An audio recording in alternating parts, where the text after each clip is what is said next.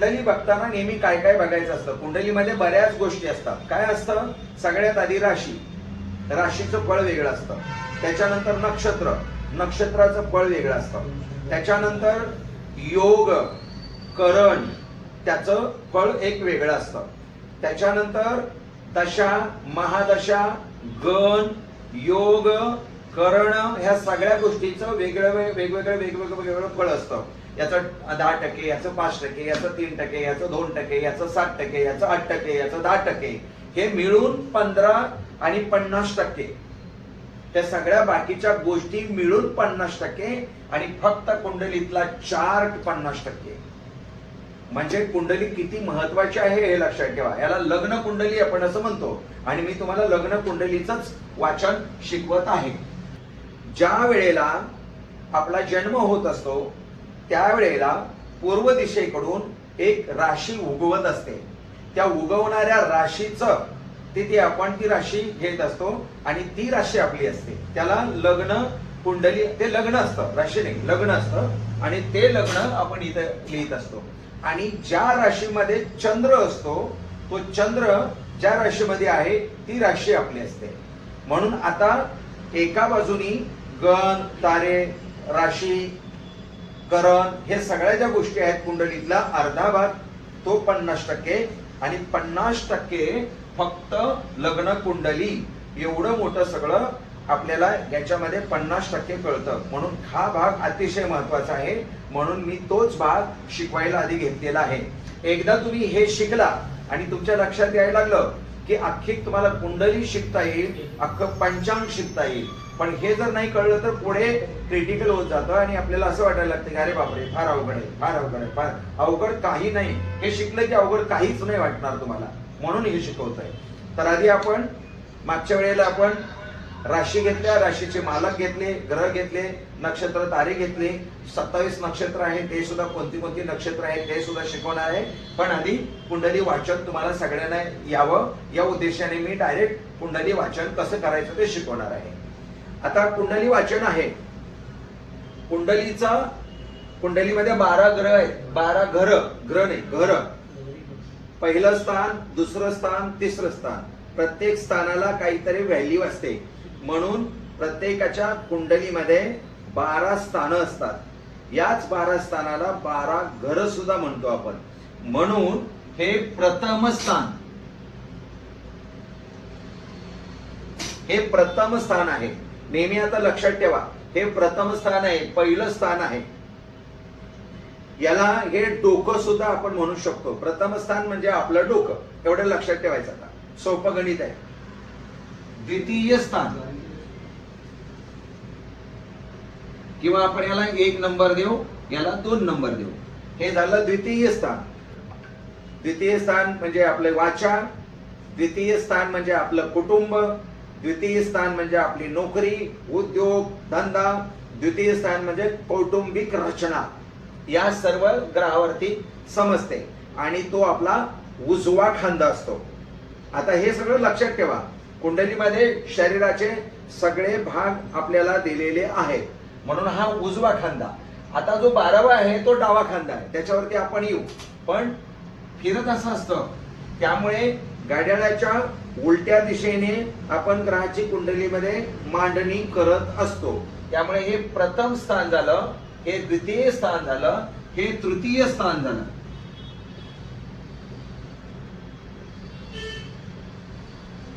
हे धाकट्या भावाचं सहज स्थान पण त्याला म्हणतात. सहजासहजी यश मिळणे वगैरे त्याच्यावरती आपण ठरवत असतो. हे चतुर्थ स्थान,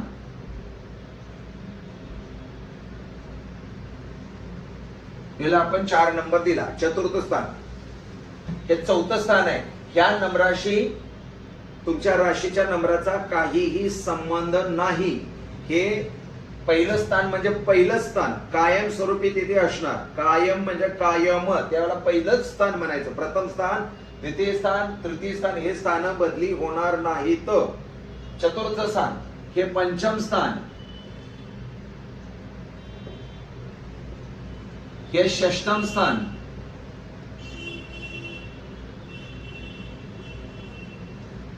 हे सप्तम स्थान, हे अष्टम, हे नवम,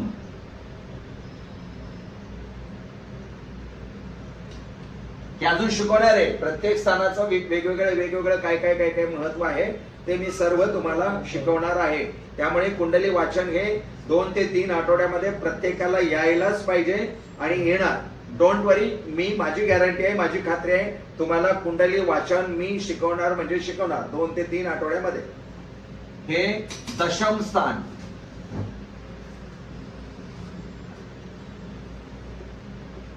हे दशम स्थान, हे एकादशम स्थान, एकादशम स्थान म्हणजे 11, आणि हे द्वादशन भाव, ह्याला भाव पण म्हणतात ना. कुंडलीचा पहिला भाव, प्रथम भाव, द्वितीय भाव, तृतीय भाव. आपल्याला काही म्हणा, त्याने काहीच फरक पडत नाही. त्यांना कुंडलीतलं पहिलं घर म्हटलं तरी चालेल, काहीही फरक पडत नाही. पहिलं घर, दुसरं घर, तिसरं घर, अशी 12 घर म्हटलं तरी चालेल, काही फरक पडत नाही. प्रथम भाव म्हटला तरी काही फरक पडत नाही, त्याचा अर्थ एकच आहे. आणि पहिलं घर म्हटलं तरी तेच आहे. आणि हे 12 द्वादशम भाव, ही कुंडली आहे, याला लग्न कुंडली म्हणतात. याला प्रथम स्थान म्हणायचं, पहिलं स्थान. 1 2 3 4 5 6 7 8 9 10 11 12, हे 12 भाव आहेत. 12 हे बदलणार नाहीत, हे फिक्स असतात. याला एकच नंबर म्हणायचं, याला 2च म्हणायचं, याला 3च म्हणायचं, याला 4च म्हणायचं, याला 5च म्हणायचं. अशी 12 स्थान आहेत, हे बदलणार नाही. आणि कुंडलीमध्ये 12 घरं असतात. त्या 12 घरांमध्ये आपण आता कुंडली कशी वाचायची ते शिकणार आहोत. ज्या वेळेला आपला जन्म होतो आणि जन्म झाल्यानंतर वेळ कोणती घ्यायची हा एक गोंधळ असतो. जन्म झाल्यानंतर नेहमी आईच्या पोटातून बाळ बाहेर आल्यानंतर ज्या वेळेला आईच्या आणि बाळाची नाळ कापली जाते तेव्हा त्या बाळाची त्यावेळेची जन्म वेळ घ्यावी लागते, हे लक्षात ठेवा. नाहीतर काय होतं की कधी कधी काय होतं, बाळाचा जन्म झालेला आहे आणि नाळ 2 मिनिटांनंतर कापली आणि 2 मिनिट आधीचाच आपण वेळ घेतलेली आहे, असं पण कधी कधी होतं. कधी कधी असं होतं की बाळ जन्माला आलेलं आहे आणि आई बेशुद्ध असते किंवा आई त्रासलेली असते, त्यामुळे गप्प पडून असते, त्यामुळे सुद्धा जन्म वेळ चुकीची येऊ शकते. जरा ते थोडंसं सांभाळावं लागतं आपल्याला. त्यामुळे मागच्या पुढच्या 2 मिनिटाचा फरक असू शकतो, होऊ शकतो, आणि हे होणं पॉसिबल आहे. त्यामुळे काही प्रॉब्लेम नाही. परंतु ज्या वेळेला बाळाचा जन्म होतो त्यावेळेला पूर्व दिशेला एक लग्न उदय झालेला असतो. लग्न उदय म्हणजे काय, तर त्या राशीचा उदय झालेला असतो. आता समजा आता या घडीला ज्या मुलाचा कोणाचा जन्म झाला असेल तर समजा पूर्व दिशेला सिंह राशी उदयास आली होती. मग पूर्व दिशा कोणती, जरा आता सांगा मला तुम्ही, म्हणजे तुम्हाला लगेच कळेल, पटकन कळेल. वरची साइड ही पूर्व दिशा, बरोबर. हा, पूर्व दिशेला सिंह लग्न उदयास होत. मग आता सिंह लग्नाचे अंक काय आहे, सिंहाला आपण किती नंबर दिला आहे, 5. मग इथे पूर्व दिशा पहिलं जे घर आहे किंवा प्रथम भाव आहे त्याला 5 असं लिहायचं. म्हणजे याचा अर्थ काय झाला, सिंह लग्न, आणि ह्या भावाला लग्न असं म्हणतात. प्रथम भाव म्हणजे लग्न. लग्न म्हणजे लग्न नाही, पण त्यावेळेला जी राशी उगवलेली असते आणि ती राशी आपल्या जन्माच्या वेळेला उदयास आलेली असते, म्हणून आपण त्याला लग्न असं म्हणतो. म्हणजे 5 म्हणजे सिंह राशी. आता तिथे सिंह आपण लिहित नाहीये, लक्षात ठेवा, फक्त 5 लिहितोय. हे घर किती नंबरचं आहे, हा भाव किती आहे, कितवा भाव आहे, प्रथम भाव आहे. प्रथम भावामध्ये कोणती राशी आली, सिंह राशी. अगदी सोपं गणित आहे. आता सिंह राशी आली की आता इथे 5 आला, इथून पुढे काय होणार, इथे 6 येणार, इथे 7 येणार, इथे 8 येणार, इथे 9 येणार, इथे 10 येणार, इथे 11 येणार, इथे 12 येणार, पुन्हा काय येणार, 13 14 15 काय येणार, इथे 1 येणार, इथे 2 येणार, इथे 3 येणार आणि इथे 4 येणार. करेक्ट. ही झाली आपली लग्न कुंडली. किती? अर्धी मांडून झाली. अर्धी मांडून झाली. आता मला सांगा, सप्तम भावाचा मालक, सप्तम भावामध्ये राशी कोणती आहे? हा, कुंभ. बरोबर. सप्तम भाव हा आहे. सप्तम, आता ते आपण लिहित नाही, आता फक्त आपल्या डोक्यामध्ये ठेवायचं आहे. सप्तम भाव तो, सप्तम भावामध्ये 11 आहे. 11 म्हणजे कुंभ राशी आहे. अगदी सोपं गणित आहे. सप्तम भावामध्ये कुंभ राशी आहे. आता मला सांगा, दशम भावामध्ये राशी कोणती आहे? वृषभ. हा. तसंच चतुर्थ भावामध्ये राशी कोणती आहे? वृश्चिक. बरोबर. तृतीय भावामध्ये कोणती राशी आहे? तुळा. षष्टम भावामध्ये कोणती आहे? षष्टम, सहावा भाव, 6वं घर, मकर. हा. तर अशा पद्धतीने तुम्हाला सगळ्या राशी आता कळलेल्या आहेत. एक, पहिलं घर, दुसरं घर, तिसरं घर, चौथं घर, 5वं घर, 6वं, 7वं, 8वं, 9वं, 10वं, 11वं आणि 12वं. आता हे बदलत राहणार ना, प्रत्येकाचं वेगवेगळं होणार. प्रत्येकाचं वेगवेगळं होणार. समजा एखाद्याचा जन्म झाला आणि त्यावेळेला मिथुन लग्न असेल, पूर्व दिशेला मिथुन राशी उगवलेली असेल, तर इथे किती अंक येणार? हा, 5च्या ऐवजी 3 अंक येणार.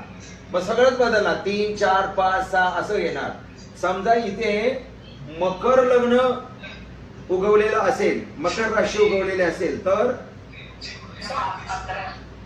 मकर, हा, इथे 10 नंबर लिहायचा आणि पुढे मग 11, 12 आणि पुढे 1, 2, 3 असे सगळे अंक लिहायचे.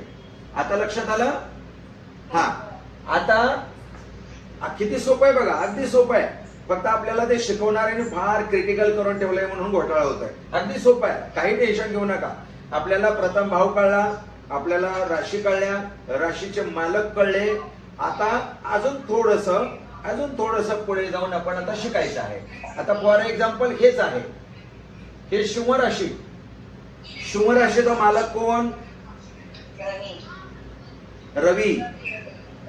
शुभ राशीचा मालक सूर्य.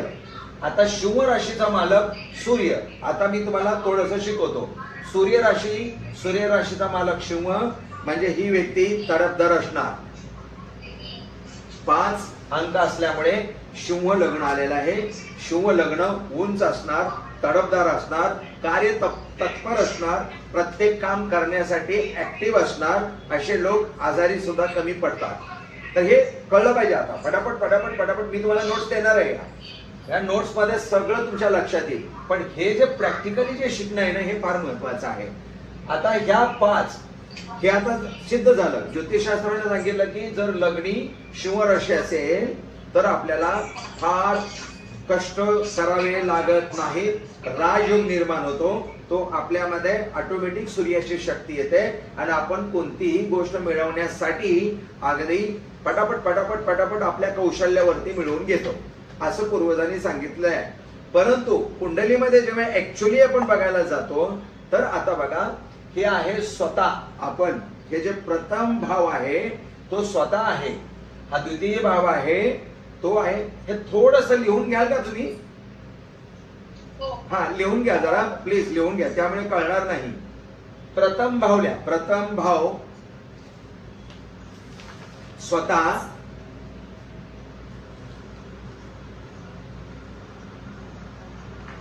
चेहरा,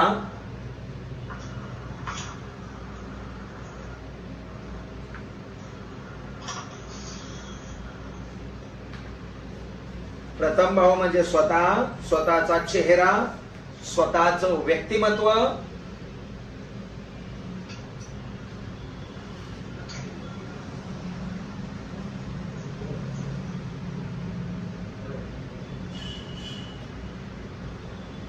म्हणजे उंची वगैरे, रंग वगैरे, सावळा वगैरे, उंची किती असेल, काय असेल, ते सगळं प्रथम भावावरून आपल्याला कळलं जातं. द्वितीय स्थान घ्या. द्वितीय स्थान, दुसरं स्थान म्हणजे हे. दुसऱ्या स्थानामध्ये काय काय येतं? कुटुंब स्थान, कुटुंब म्हणजे आपलं कुटुंब. आपल्याला एखादी मुलगी असेल विवाहानंतर ज्या घरी जाणार आहे त्या घरचं कसलं कुटुंब असेल, तिला कसलं कुटुंब मिळेल ते त्या स्थानावरून कळतं. किती सोपं आहे बघा, अगदी अगदी सोपं आहे, काही काळजी करू नका. हे दुसरं स्थान म्हणजे कुटुंब स्थान, दुसरं स्थान म्हणजे धनस्थान, दुसरं स्थान म्हणजे वाचास्थान, म्हणजे आपण जे वाणी असते आपली वाचास्थान. तसंच द्वितीय स्थान म्हणजे आपला उजवा खांदा, हे पण लिहून घ्या. आणि प्रथम स्थानामध्ये अजून लिहून घ्या आपलं डोकं, ते तर मग असे सांगितलंच मी. द्वितीय स्थान आपला खांदा. तृतीय स्थान, तृतीय स्थान आहे पराक्रम, पराक्रम स्थान. त्याच्यावरून हा व्यक्ती किती पराक्रमी असेल ते कळतं. चांगला किंवा वाईट, वाईट मार्गाचे पण पराक्रम खूप असतात ते सुद्धा कळतं, आणि चांगल्या मार्गातले पराक्रम असतात ते सुद्धा कळतं. हेच आहे पुन्हा धाकट्या भावाचं आणि बहिणीचं स्थान. या स्थानावरून किती भाव आहेत, किती बहिणी आहेत, एखाद्या भावाचा मृत्यू झालेला आहे का, भावाबरोबर जमेल की नाही जमेल ते सुद्धा कळतं. आणि याला सहज स्थान सुद्धा म्हणतात, म्हणजे मला सहजासहजी यश मिळेल का ते सुद्धा या स्थानावरून सांगितलं जातं. आता या चतुर्थ स्थान, चौथं स्थान. चौथं स्थान हे खास करून आईचं स्थान असतं, त्याला मातृस्थान म्हणतात.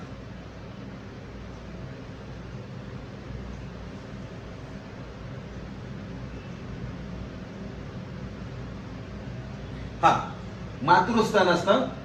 त्याच्यानंतर स्वतःचं सुखस्थान, त्याला स्वतःचं सुख म्हणजे मला किती सुख मिळणार आहे माझ्या आयुष्यामध्ये त्याचं पण ते स्थान असतं.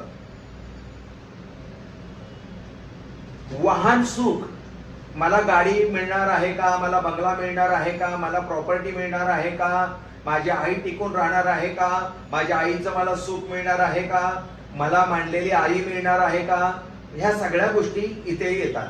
हे चौथं स्थान, ते पण आपण पाहणार आहोत पुढे कसा शोध घ्यायचा तो. दुसरा आहे पंचम स्थान. पंचम स्थान म्हणजे शिक्षण.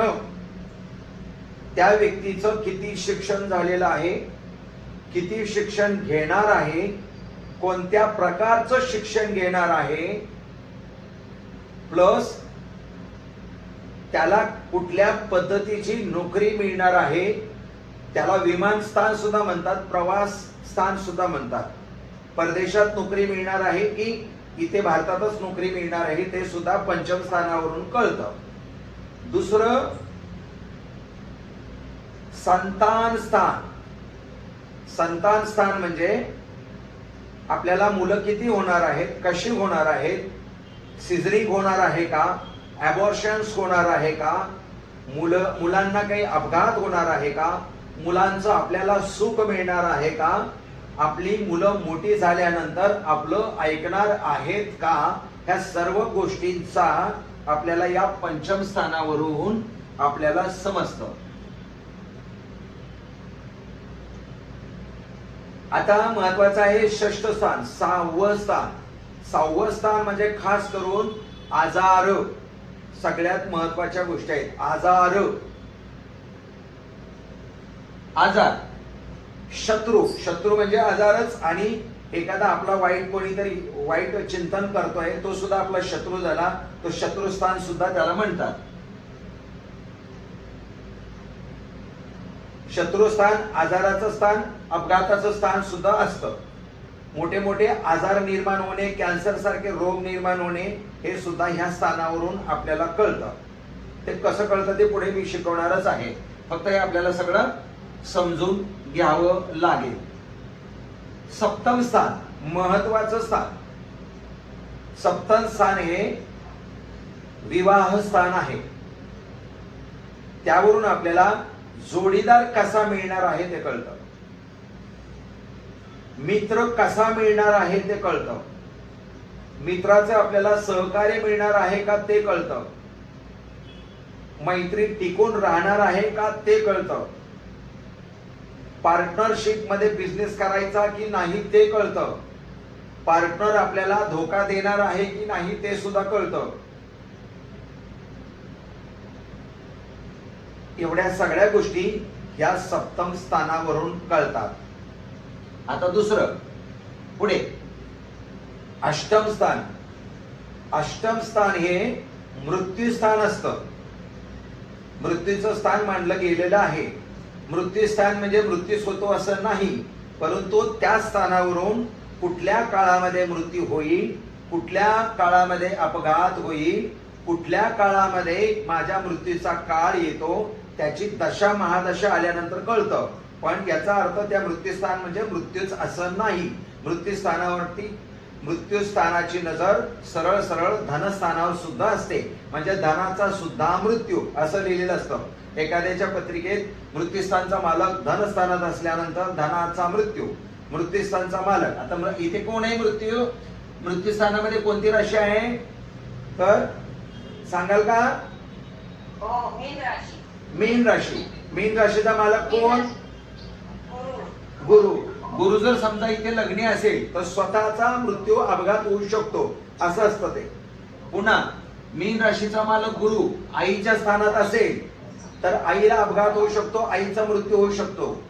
मृत्यूस्थानचा मालक वडिलांच्या स्थानात असेल तर वडिलांचा अपघात होऊ शकतो, वडिलांचा मृत्यू होऊ शकतो.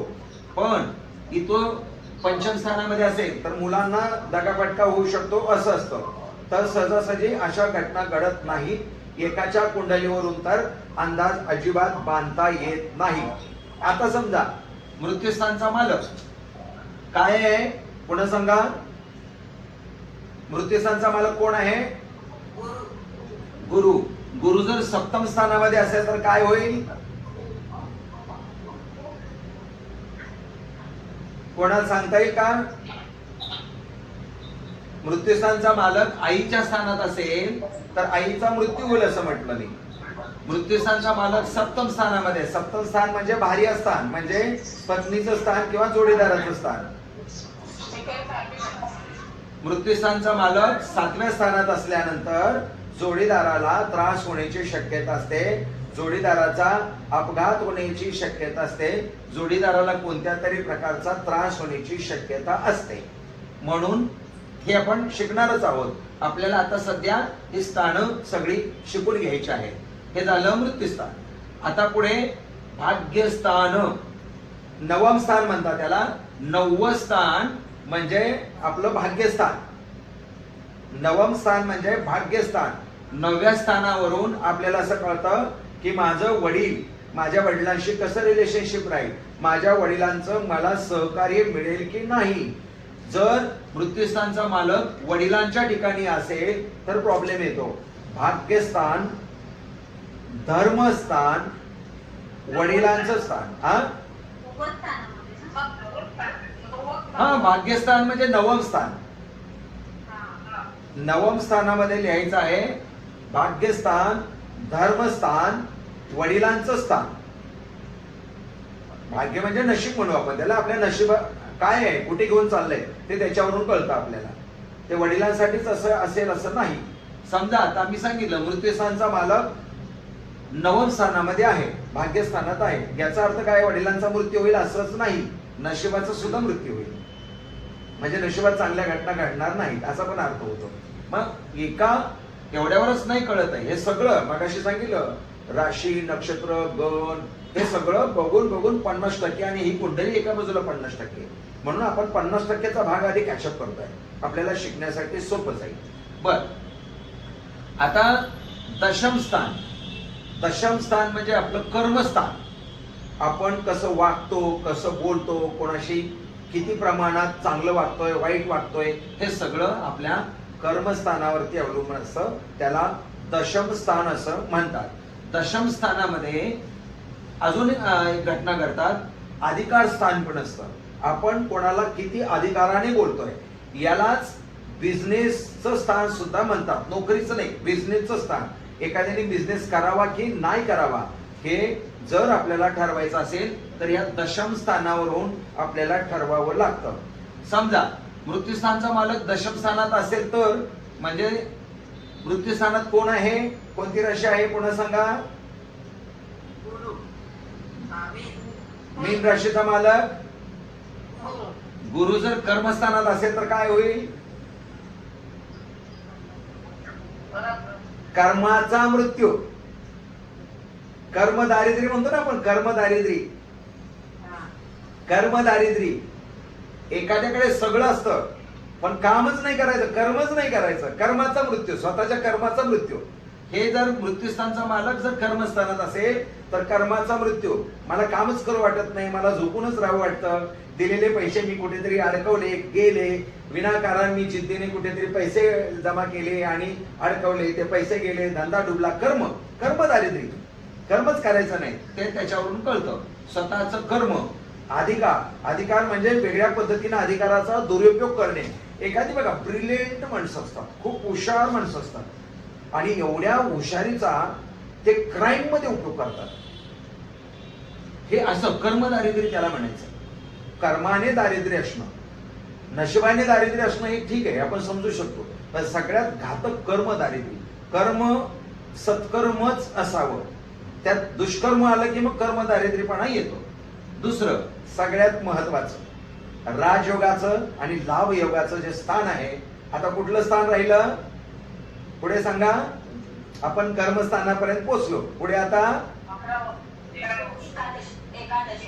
एकादश स्थान. एकादश म्हणजे 11वं स्थान. 11वं स्थान म्हणजे लाभ स्थान. एवढा तर लक्षात ठेवायचं कायम, हे लाभ स्थान. आता मगाशी सांगितल्याप्रमाणे पुन्हा रिपीट करतो तुम्हाला. आता मी मृत्यूस्थानात कोणती राशी आहे? मीन. मीन राशीचा मालक कोण? आता जर गुरु लाभस्थानात असेल तर काय होईल? मृत्यूस्थानचा मालक लाभस्थानात असेल तर हा, मग लाभ म्हणजे कोणता लाभ? लाभ म्हणजे कोणता? तर लाभ म्हणजे नाही नाही, आर्थिक म्हणूनच नाही. आई वडिलांची प्रॉपर्टी आहे, 2 भाऊ आहेत, 2 भावाला सगळं मिळालं आणि मोठ्या भावाला त्यातलं थोडंसंच मिळालं, ते पण बेकार मिळालं. तो एक पाठ झाला. दुसरा अजून समजून सांगण्यासाठी एक उदाहरण देतो. समजा तुम्ही एखाद्या कंपनीमध्ये काम करताय, खूप चांगलं काम करताय आणि खूप चांगलं काम करत असताना तुम्हाला आता असं वाटतंय की मी हे 100 रुपयाचं काम घेतलेलं आहे आणि मी खूप चांगलं काम केलेलं आहे आणि माझा बॉस मला 10 रुपये अजून वरून टिप दे, बक्षीस दे, म्हणजे मला किती मिळणार आहेत आता? 110 रुपये. बरोबर? ते 10 रुपये मला लाभ होणार आहे. मी काम कितीचं केलंय? 100 रुपयाचं. पण आता इथे गंमत काय होते? मृत्यूस्थानचा मालक लाभस्थानात असल्यामुळे माझ्या कामामध्ये काहीतरी त्रुटी काढल्या जातात आणि मला 110 रुपये सोडा, 100 पण सोडा आणि 80 रुपये हातात मिळतात. लाभ हानी हा परफेक्ट शब्द आहे, पण आपण निगेटिव्ह शब्द वापरत नाही, म्हणून लाभ हानी म्हणण्यापेक्षा लाभ मिळत नाही, हानी जरा वेगळ्या प्रकारचा शब्द आहे. म्हणजे लाभस्थान डॅमेज झालं असं त्याला म्हणतो. मग कोणतंही स्थान, कुंडलीतलं कोणतंही स्थान डॅमेज जर करायचं असेल किंवा झालं असेल तर ते मृत्यूस्थानच्या मालकामुळे होतं मोठ्या प्रमाणात. म्हणजे मृत्यूस्थानचा मालक धनस्थानात असेल तर धनाचा मृत्यू, मृत्यूस्थानचा मालक आईच्या किंवा सुखाच्या स्थानात असेल, घराच्या स्थानात असेल, घराचा मृत्यू, प्रॉपर्टीचा मृत्यू, सुखाचा मृत्यू, आईचा मृत्यू, वाहनाचा मृत्यू. संतान स्थानात असेल तर शिक्षणाचा मृत्यू, मुलांचा मृत्यू, मुलांचा अपघात, जे काय असेल ते, वाईट वागणे, दुर्बुद्धी सुचणे. आजाराच्या स्थानात असेल मृत्यूस्थानचा मालक तर दोन्ही पायाचा अपघात होणे, मोठे मोठे आजार होणे, कॅन्सर सारखे आजार होणे, अशा घटना घडतात. एखादा आजार असेल तर मृत्यूस्थानचा मालक तिथे असणे. दुसरं, मृत्यूस्थानचा मालक सप्तस्थानात असेल तर मैत्री टिकत नाही. सगळ्यात पहिला भाग तो मित्र धोका देतो, मित्रांपासून सावध आणि व्यसन लागण्याची शक्यता ही 100% खात्री असते. मग मृत्यूस्थानचा विवाहस्थानात असल्यानंतर अजून एक पाठ घडतो. दोघांच्याही पत्रिकेत, एकाच्या नाही म्हणत होता मी, पती पत्नीच्या दोघांच्याही पत्रिकेमध्ये असा जर उपक्रम असेल किंवा अशी अवस्था असेल तर हमखास यांचा डिवोर्स होतो. किंवा हा विधवा विधुर योग सुद्धा आहे. स्त्री असेल तर विधवा होईल, पुरुष असेल तर विधुर होईल. म्हणजे पत्नी तरी म्हणते किंवा पती तरी म्हणतो. तर हा विधवा विधुर योग. जर जोडीदाराच्या पण पत्रिकेत अपघात योग असेल तर मात्र 100% ती घटना घडते, अन्यथा घडत नाही. आजारावर जाते आणि आजारासाठी धनहानी होते. एवढं सगळं असतं. ते आपल्याला फार प्रॅक्टिस करून करून करून आता कुंडली 4-5 आठवडे आपण मांडणार, त्यात सगळं तुम्हाला पूर्णपणे रीडिंग करता येईल. दुसरं, मृत्यूस्थानचा मालक भाग्यस्थानात. भाग्याचा मृत्यू म्हणजे आपल्या नशिबात चांगली घटना घडतच नाही.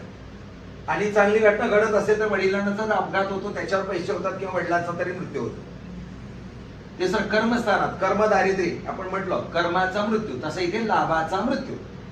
आता सगळ्यात महत्वाचं, मृत्यूस्थानचा मालक डिस्ट्रॉइड स्थानात असेल तर काय होत असेल, कोणाला माहिती आहे का? हॅलो, आहेत सगळेजण लाईन वरती? 25 लोक आहेत. हा 25 लोक आहेत. हो हो. मृत्यूस्थानचा मालक हे मोक्षस्थान आहे. याला मोक्षस्थान म्हणतात. याला डिस्ट्रॉइड स्थान सुद्धा म्हणतात. डिस्ट्रॉइड म्हणजे संपणे, मोक्ष होणे, संपलं, गेलं, तुटलं. मोक्षस्थान, व्यायस्थान पण म्हणतात. जाणे, तुटून जाणे, संपून जाणे, व्यायस्थान पण म्हणतात त्याला. जर मृत्यूस्थानचा तिथे मालक असेल तर काय झालं सांगता येईल कोणाला? नाही, इथे उलट काम होत आहे. हे काय करतोय? सगळ्यांचा मृत्यू घडवतोय. हे कोणाचं मृत्यूस्थान आहे? मृत्यूस्थान म्हणजे इथे कोण आहे? मीन राशी. मीन राशीचा मालक गुरु समजा इथे असेल तर आता काय होणार? थोडस गमतीने घ्या. आता थोडं समजून घ्या व्यवस्थित. हा काय करतोय? सगळ्यांचा मृत्यू घडवतोय. आणि हे स्थान कुठलं आहे? व्यायस्थान. खर्च वाढवणे, तोडफोड करणे, निघून जाणे, हे सगळ्या गोष्टी आहेत. मोक्ष मिळणे. तर मृत्यू खर्च जो वाढणार आहे त्याचा मृत्यू घडवेल, म्हणजे खर्च होऊ देणार नाही. उलट आहे आता हे काम. मृत्यूस्थानचा मालक तिथे असेल तर खर्चाचा मृत्यू म्हणजे खर्च होऊ देणार नाही. मोक्षाचा मृत्यू, जिवंत असताना मोक्ष मिळू देणार नाही. अध्यात्मात प्रगती, अध्यात्माचं पण स्थान आहे ते. अध्यात्मात तुम्हाला प्रगती होऊ देणार नाही. तर अशा पद्धतीनं मृत्यूस्थानचा मालक जर इथे असेल तर मात्र अडचण येते. आता या उलट चतुर्थ स्थानचा मालक, आता इथे चौथी राशी कोणती आहे चतुर्थ स्थानामध्ये?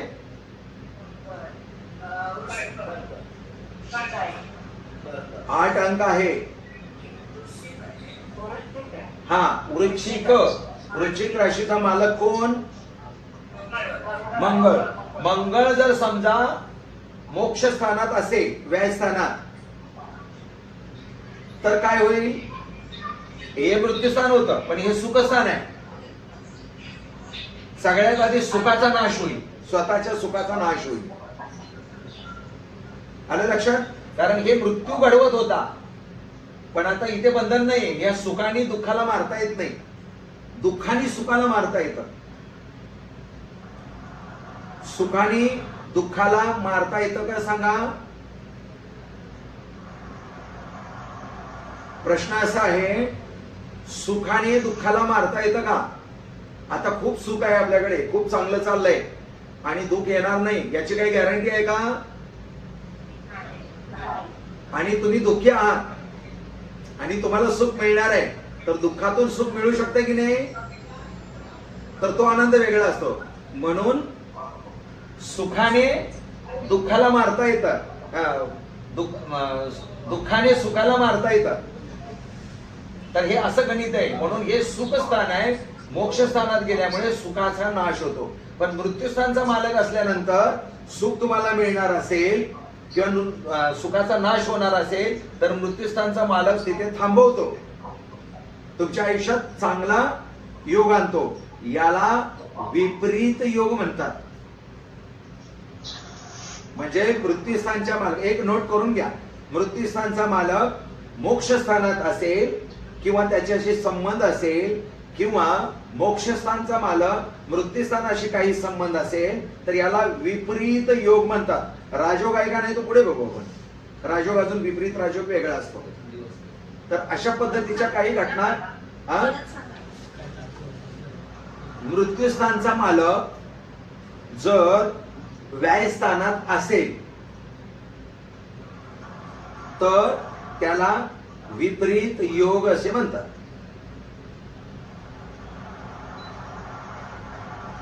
किंवा व्यायस्थानचा मालक मृत्यूस्थानात असेल तर त्याला सुद्धा विपरीत योग म्हणतात.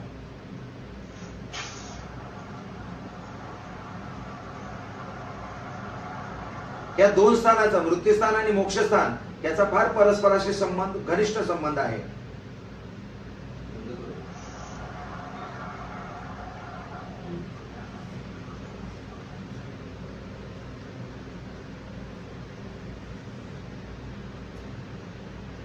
झालं का लिहून? हा, आता हे बघा, प्रथम स्थान, द्वितीय स्थान, तृतीय स्थान, चतुर्थ, पंचम, षष्टम, सप्तम, अष्टम, नवम, दशम, एकादशम, द्वादशम. आता हे बघा, समजा एखाद्याचा जन्म झालेला आहे आणि त्यावेळेस मकर लग्न उदयास आलं होतं तर इथे प्रथम भाव मध्ये लग्न स्थानात किती अंक लिहायचा? हा, बर. प्रथम स्थान 10 अंक लिहायचा. आता समजा धनु राशी उदयास आली होती, ज्याचा जन्म झाला त्यावेळेला धनु राशी उदयास आली होती, तर प्रथम स्थान मध्ये किती अंक लिहायचा? करेक्ट. मेष राशी उदयास आली असेल तर प्रथम स्थानामध्ये कोणता अंक लिहायचा? 1. मग 1 लिहिलं, 5 लिहिलं की पुढे सगळे अंक लिहायचे. सोपं गणित आहे, फार सुंदर आहे. चला, मस्त. आता शरीराच्या अवयवाचा आणि कुंडलीचा काही संबंध आहे का त्याबद्दल आपल्याला लिहायचं आहे. कुंडली अशी तयार करा पाहिजे तर अशा पद्धतीने कुंडली फक्त क्रॉस करू नका लगेच. पहिली कुंडली मांडताना सिस्टमॅटिक मांडा. पहिला चौकोन करा, पुन्हा दुसरा चौकोन करा आणि पुन्हा क्रॉस मांडायचा तर क्रॉस मारा किंवा अर्धा क्रॉस मारा. झाली का तयार? चला पुढे जाऊ. हे प्रथम स्थान. प्रथम स्थान म्हणजे आपला काय? प्रथम स्थान म्हणजे लग्न, बरोबर. पण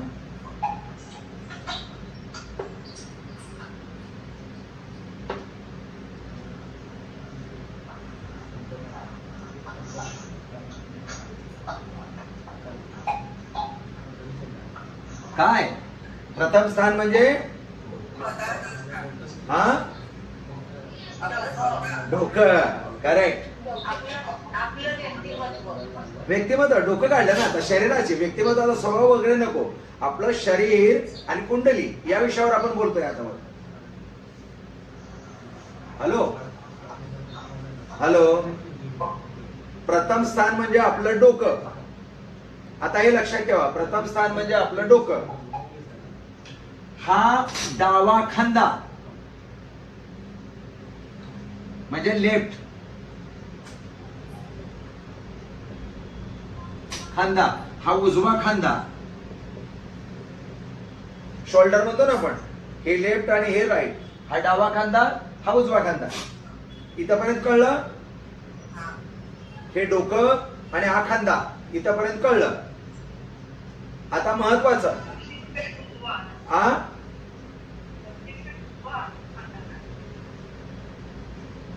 बघा, गोंधळ होणार हे मला रात्रीच कळलं होतं. रात्री 10 वाजता 11 वाजता माझ्या लक्षात आलं की हे शिकवताना नेमका हा गोंधळ होणार आहे.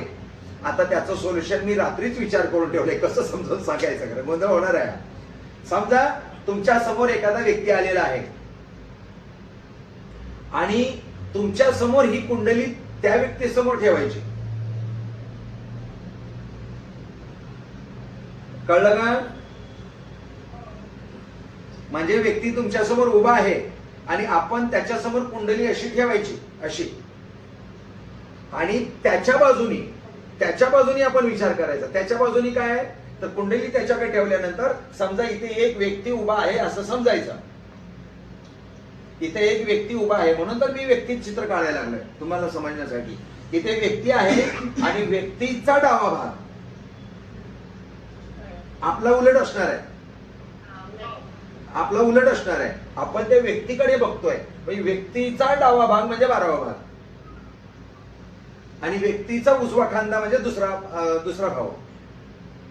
आता कन्फ्युजन निघालं का? हा, तर आता आपण व्यक्तीकडे बघतोय, कुंडलीकडे बघतोय. त्या व्यक्तीची कुंडलीचं डोकं हे आहे, डावा खांदा त्याचा उजवा आहे, त्याचा डावा आहे, आपल्या बाजूने उजवा येणार. आपल्या बाजूने उजवा म्हणजे त्याचा डावा आणि हा त्याचा उजवा खांदा. आता इथपर्यंत कळलं आपल्याला. आता पुढे हे त्याचा डावा पाय, लेफ्ट पाय दिसतंय का? हा उजवा पाय.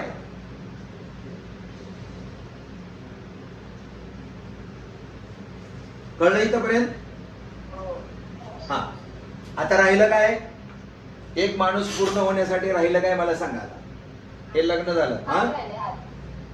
हात, याला हात आहे ते म्हणजे चतुर्थ भाव आणि दशम भाव हे आपले दोन्ही हात आहेत.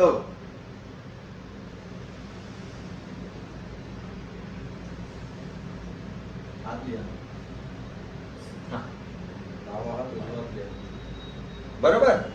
हा डावा लेफ्ट आणि हा उजवा.